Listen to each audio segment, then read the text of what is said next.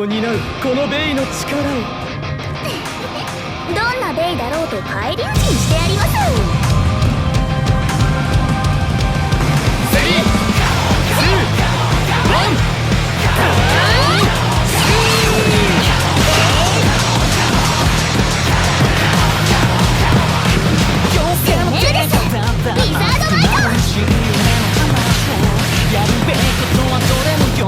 やりたいことが何かも全力でしたいとかどれかそれよりも俺たちは明日に夢中で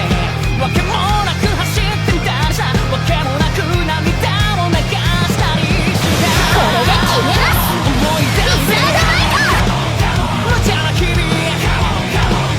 っかり忘れてたよなれたお前が信じてくれるならまだカッコつけていたい恥ずかしい本音を叫ぶのさ箱に行こうぜ行こうぜ騒いでいこうぜ心に入れて笑うのさ少年のまま絶対に忘れないフェニックスフレア最大の特徴は15枚刃の超回転によるサイレンダ炎上せよフェニックスフレア。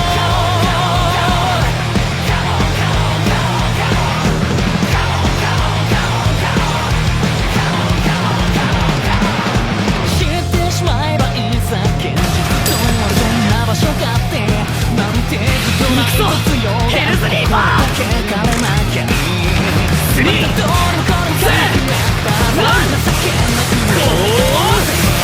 なことばかり言って俺の今日させる才能だけは明日だってバレるのさ